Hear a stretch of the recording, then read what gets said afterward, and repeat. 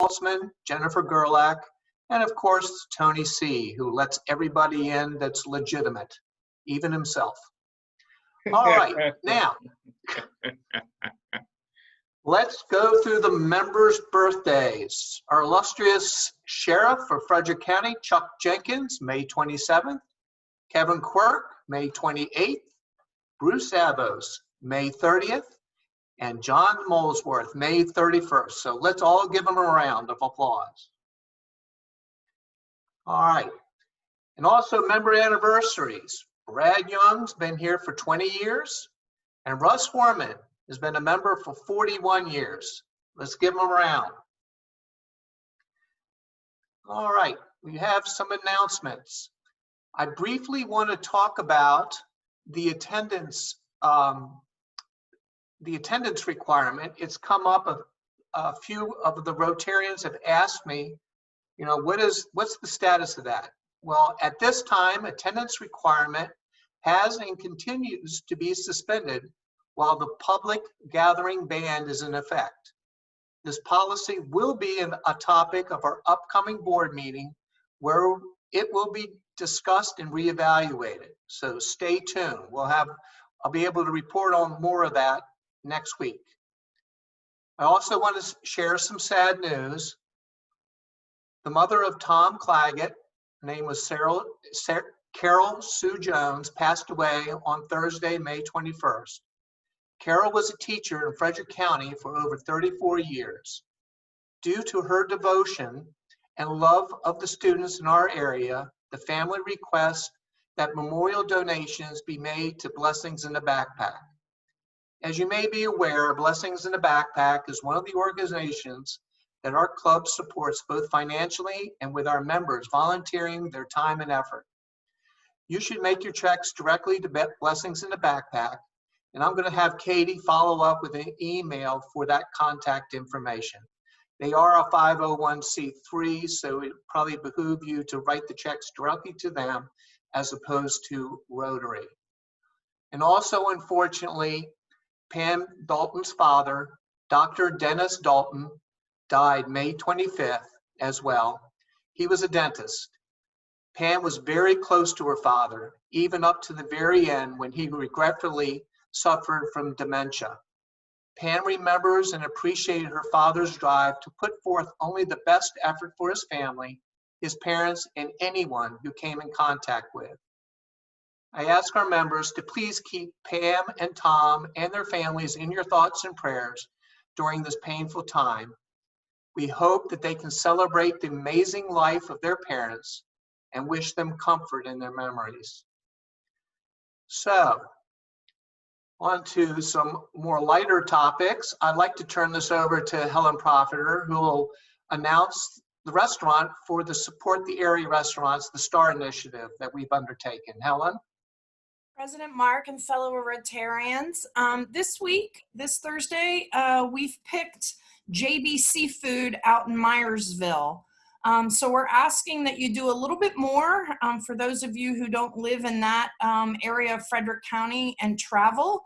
The reason we picked JB Seafood actually came from Jay Mason, who connected the dots and said, you know, JB has been the restaurant that has worked with us through Leprechaun Luau for years and years and years, and can't we show some support to them during this tough time. So if you will, please head out to JB Seafood.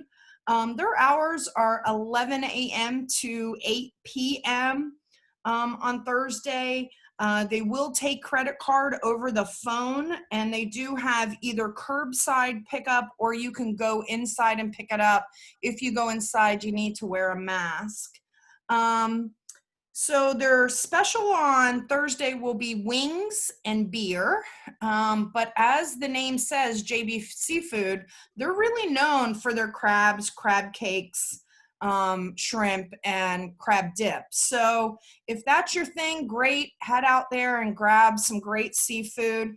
If you don't like seafood, they do have great wings. They have fantastic fried chicken. Their French fries are a meal in itself.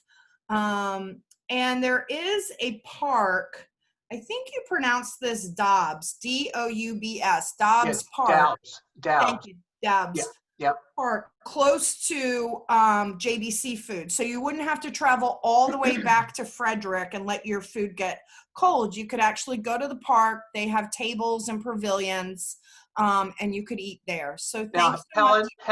Helen, come on now. Myersville is not that far out from Frederick. It's pretty far, Mark. Uh, But we really, really want you to enjoy your country travel this Thursday and support truly a great business that not only supports our Rotary Club, but is always supporting our community. Now, Helen, doesn't JB also have a presence at the fairgrounds as well, or is that predating? No, they're there every year. Yeah, they're great. Oh, so they're there as well. Okay. All right, great. So the next thing I want to talk about is we've gotten so good with these Zoom Rotary meetings that we're gonna offer our first Zoom virtual fireside chat. So on Wednesday, June 3rd, at 7 p.m. from 7 to 8, we'll have Katie Wiley send out a Zoom link after the Wednesday Rotary meeting, so there's no confusion. And you're to click on that. And what we did was we connected with Ed Barney, who was the gentleman, if you came to the holiday party we hosted last December, he sang at our holiday party. Well, we called him and asked if he'd be willing to do an hour of live music just for our club. So as I said, Wednesday, June 3rd, pull your laptop or cell phone or iPad, however you're connecting with us now, pull that up at 7 p.m. And Ed's going to be taking requests, so you can put the requests in the chat box, and Noreen Haas will teach you how to do that. And he's going to play for an hour. So pull your family around you if they're home with you, and enjoy some live music just for our Rotary Club. And Helen, I'm going to volunteer to be the bar sponsor that night. Good. I'll send you my home address, and you can send me some Flying Dog beer. All right. Thank you so much for that, Helen. Sure. Justin, if you can open up Ted's mic, I would like for him to just do a quick wrap up of what happened with our speakers last week and future plans. You're open, Ted. Thank you. The videos are up, and the voting was extended so that we hope to have all of the information in, all of the numbers in by Thursday evening, and communicate with the contestants on Friday morning. Now, they don't know this yet because I wanted to get more details from the district, but the district is putting together, basically as we speak, a district competition. I had a long conversation with their coordinator, Matthew May, and what they want to do is to have actually a couple of semifinals. One is in June 6th, and so we have an opportunity to send one or two candidates to that. It will be either a live presentation or they will pre-record it. So that's June 6th.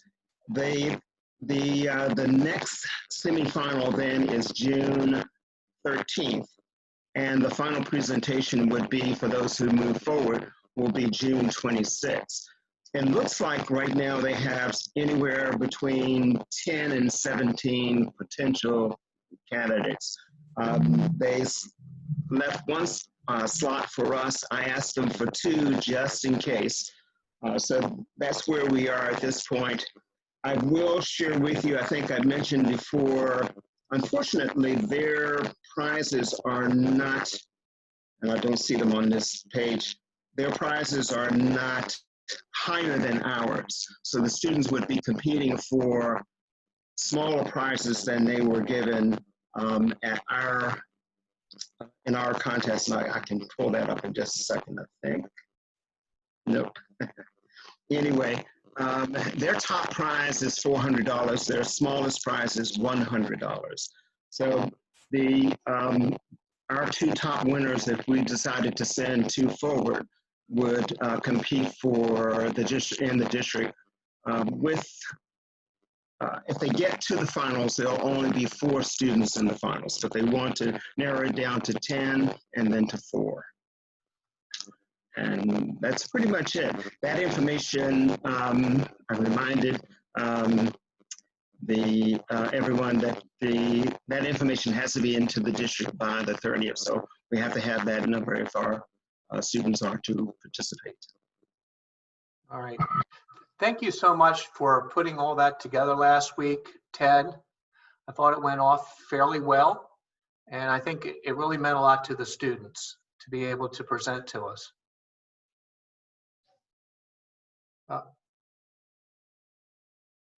Ted is saying thank you. I really appreciate your presidency, Mark, and I look forward to continuing this for years to come.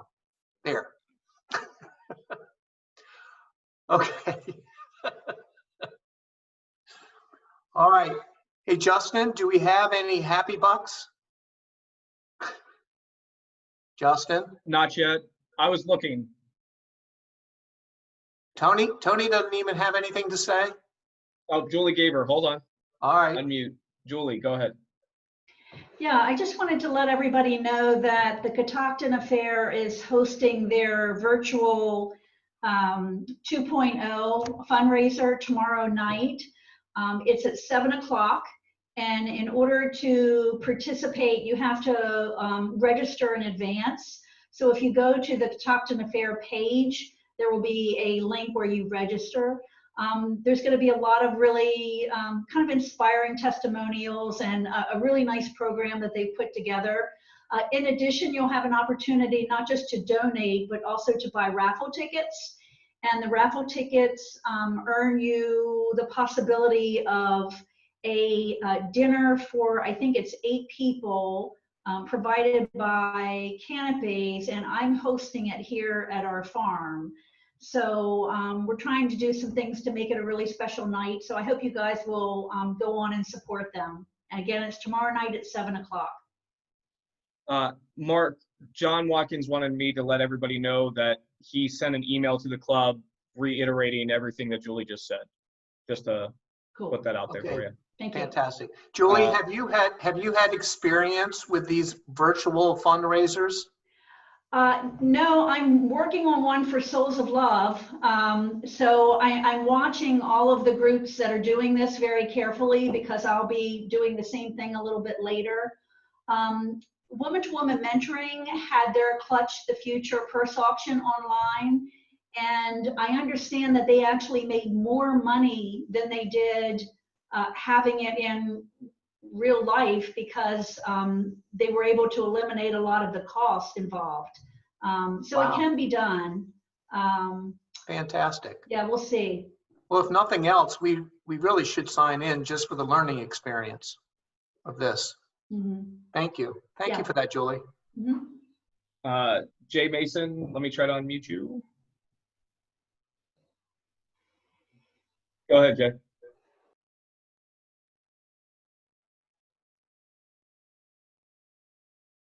Is Jay in the house? Jay Mason, are you in the house? He put that he's been having audio, hasn't been working well. So we're going to mute him again.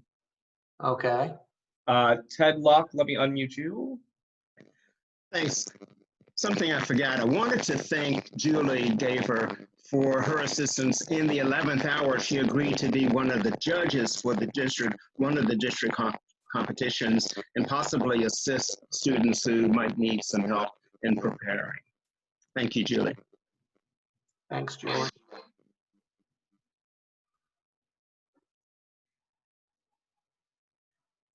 That's it, Mark. That's it? Yeah, hold on. Let's see.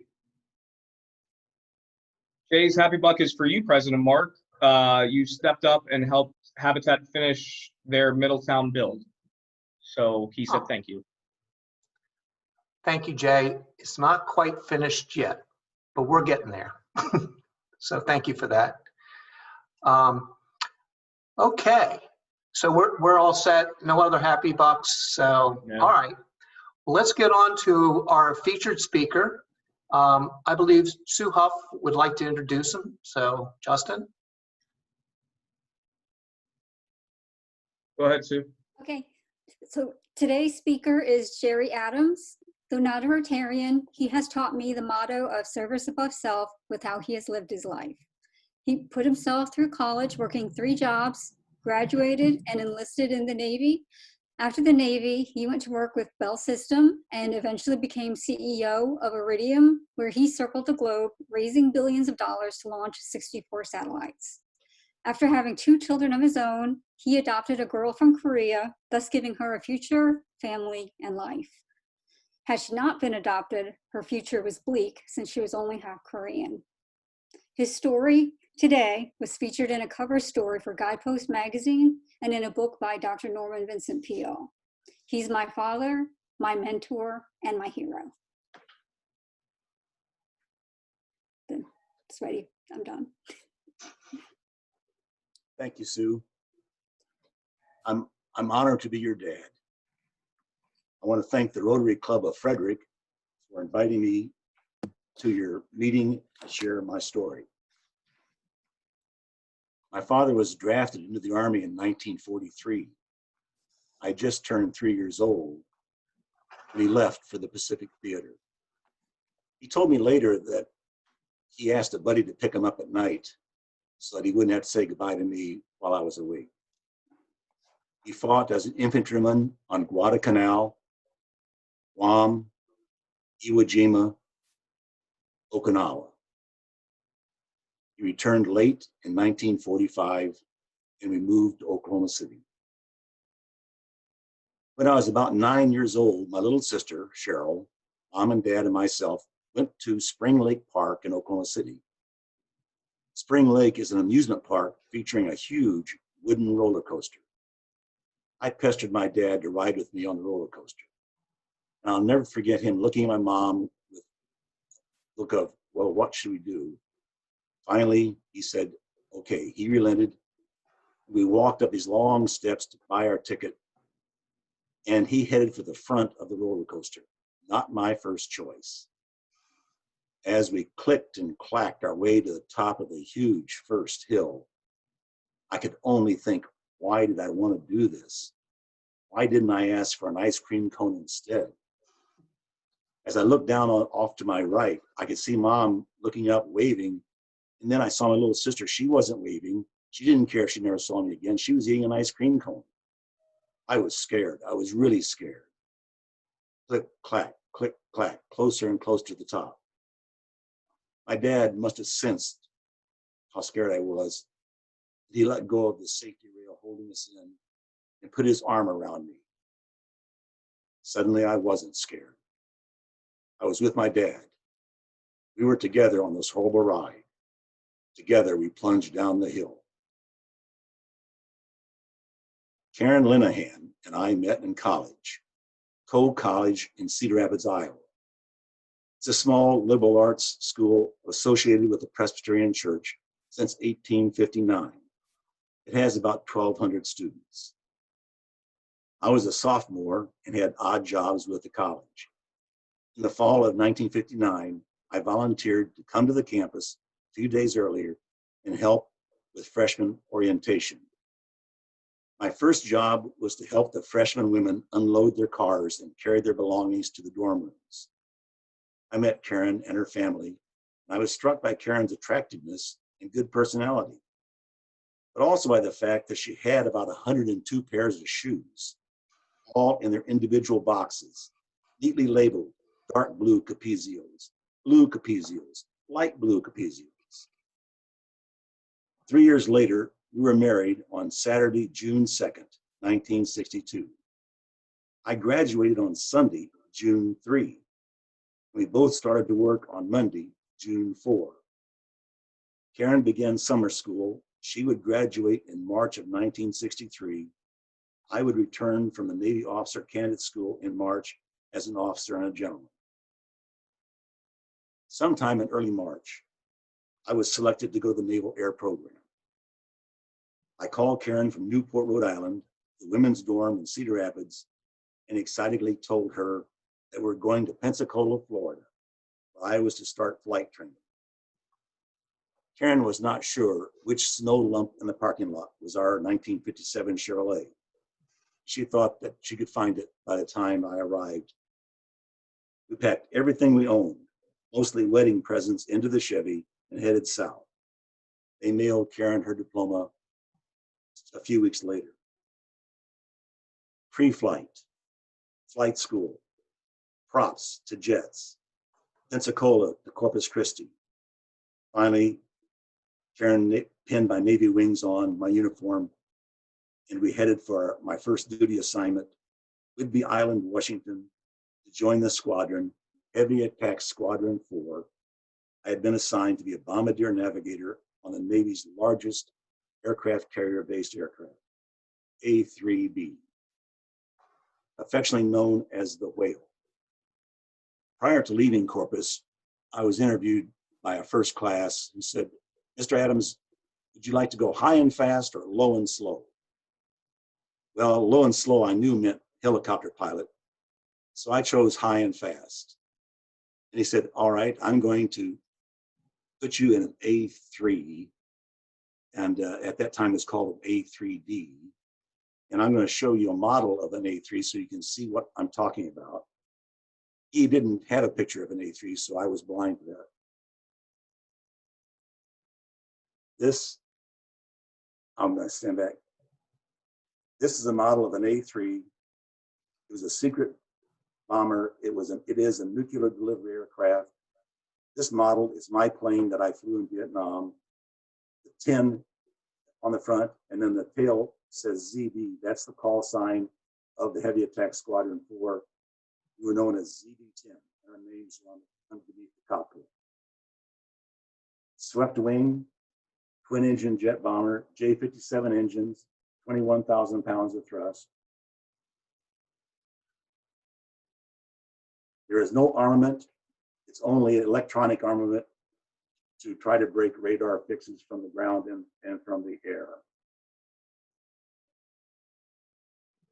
The pilot was sitting here. The bombardier is next to him, sitting here. And the crewman sat after the pilot, facing rearward. There's an upper hatch here. Let me find, I can't do this. Upper hatch here. You can see it better than I can find it. On top of the cockpit. And then below is the entry door. And that would be closed, obviously, during flight. There were no ejection seats on this plane. During the design phase, they were limited to 80,000 pound plane with bombs and fuel. Ejection seats added another 2,000 pounds, so they took them out.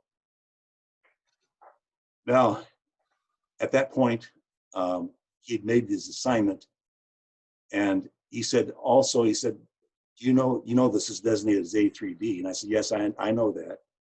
He said, you know what that stands for? I said, no. And he said, all 3D, all 3 dead.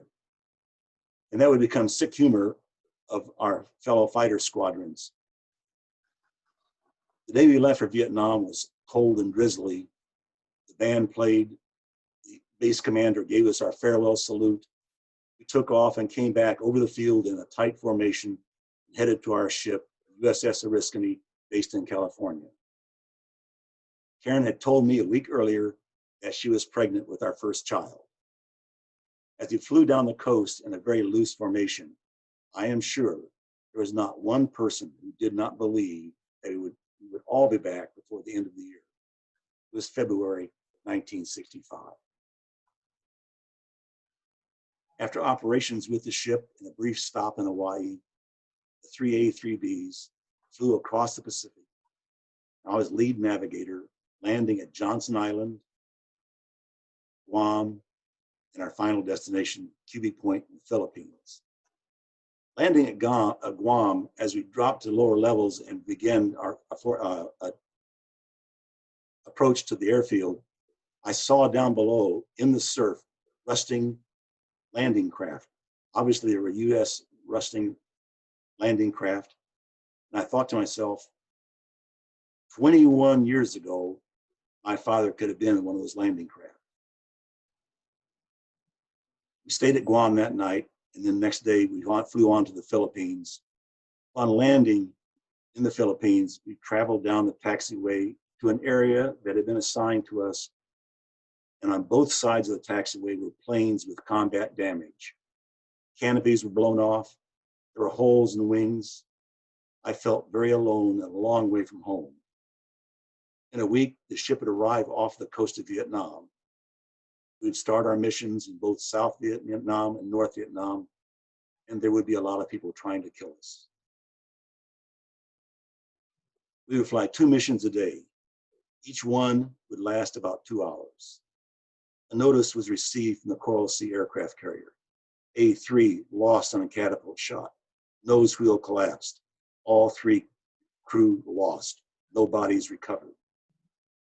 Earlier, on our way to Vietnam, the Bonhomme Richard had lost an A3 upon launch. Bombardier, who I knew personally, surfaced, but before they could recover his body, he sunk. All 3 crew lost. To my knowledge, no crew had ever survived an A3 crash into the sea. On about the 3rd day, one of our sailors was blown off the flight deck and was killed. It is 100 feet, 10 stories from the flight deck to the water. All combat losses, all operational losses in the fleet were posted daily in our ready room for our review. And yet, it's not going to happen to me. I was more concerned about having to bail out and being captured.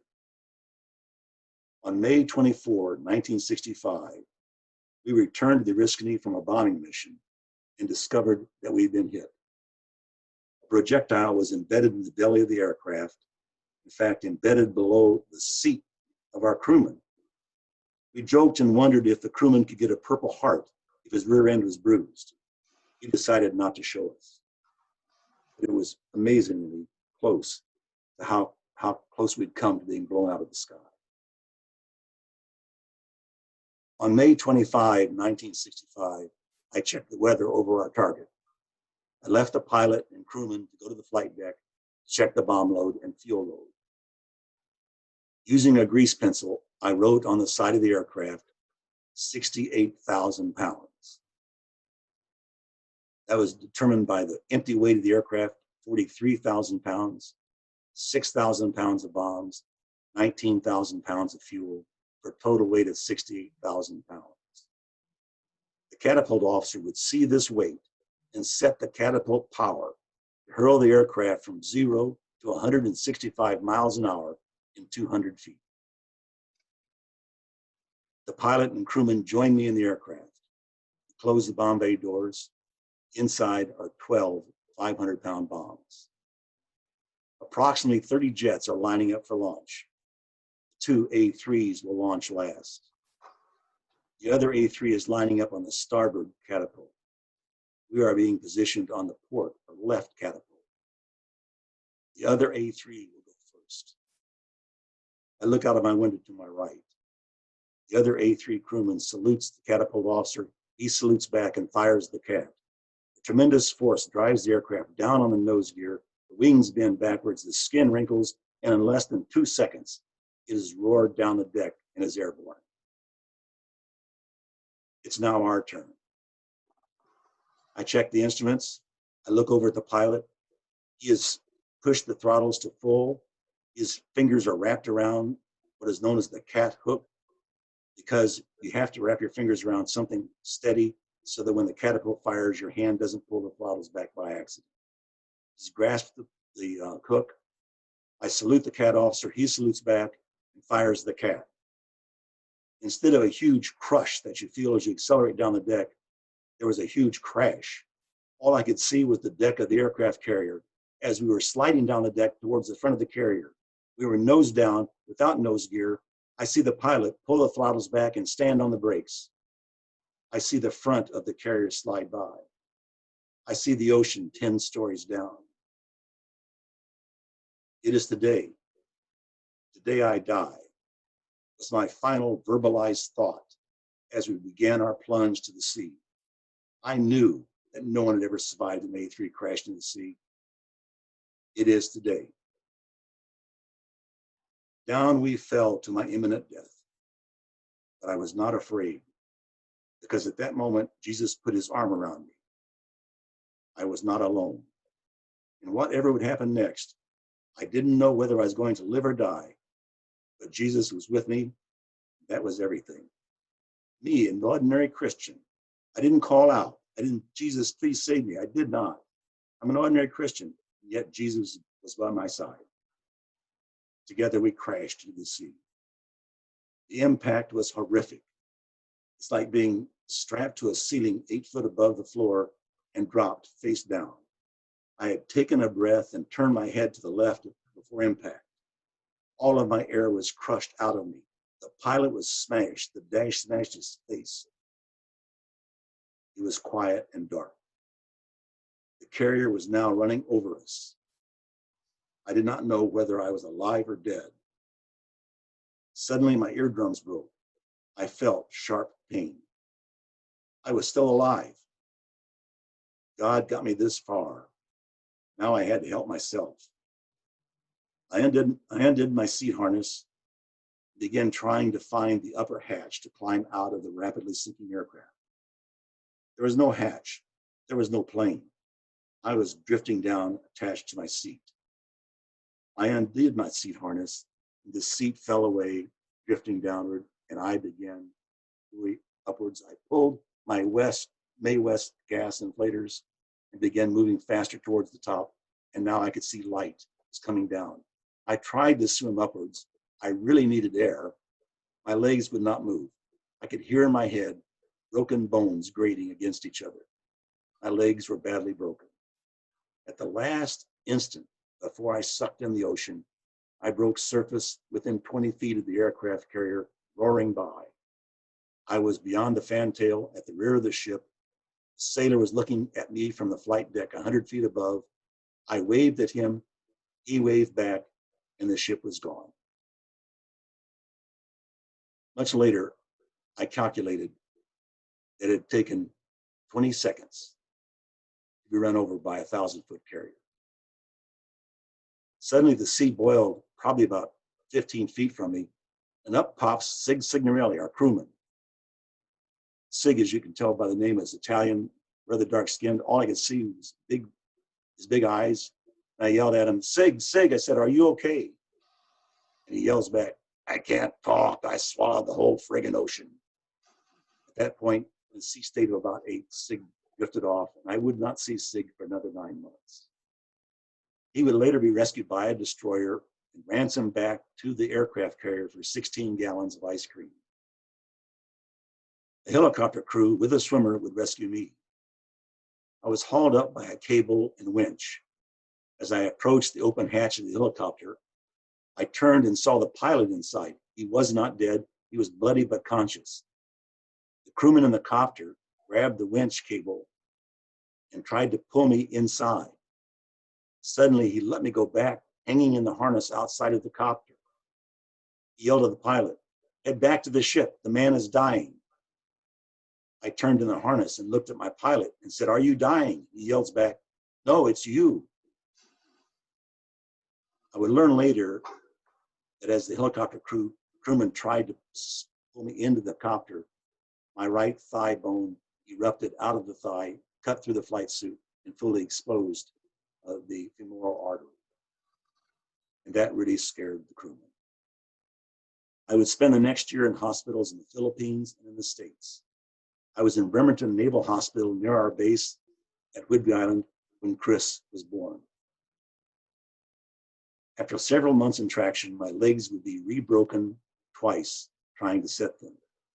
If you're ever in the hospital and they say, we're going to do a closed reduction, beware. What that means is they're going to break your legs. I actually watched a corpsman line up my feet with my knees before building a body cast out of plaster that I spent 3 months immobilized from my chest to my toes. Nurses and visitors would know that I had survived being run over by an aircraft carrier, would marvel at my good spirits, and many would say it was a miracle. I would agree. Actually, it's a lot of miracles. Not only that I survived and can be your witness this morning, but the miracle that I faced certain death without calling out, Jesus still put his arm around me. I was not afraid. That has been everything. After the Navy, I joined Northwestern Bell Telephone Company. Brad was born when Chris was 3. We adopted Sue, who arrived at our family at the age of 3. We were in St. Paul, Minnesota. The children were probably Brad was probably 2 and the girls are 5. And we were returning from church. Karen was in the front seat next to me. I was concentrating on driving, and the children were in the back seat carrying on about one thing or the other. Finally, out of the blue, one of the girls asked, "Where does Jesus live?" A pause, waiting for mom and dad to answer. The other 2 were now quiet. They sensed that this was a big question. Karen responded, "In heaven." Another pause, now longer than before, as they all 3 pondered this response. And a child's voice said, "Jesus lives in my heart." The kids learned this in Sunday school. I learned at age 25, South China Sea, Vietnam. Thank you.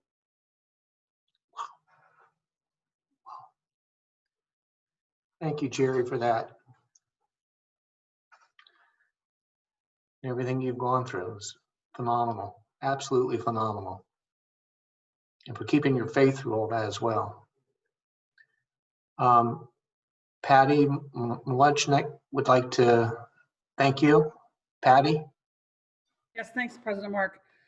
Gosh, I don't even know where to begin. What a remarkable story. But first and foremost, thank you for your service. It must have been a really scary and terrible day that day, but I do believe God had plans for you. One of them, obviously, to adopt a wonderful lady, who I call my friend. So thank you for that. And thanks for all you did. And really, what a remarkable story. Thank you so much for sharing with us. Something I really enjoy. Obviously, you got me worked up. So thanks.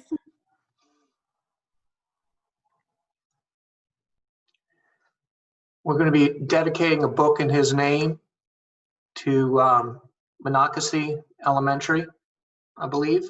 So thank you again, Jerry, for that very moving story. And I think it was very appropriate for the timing right after Memorial Day. So again, thank you. Okay. Next week,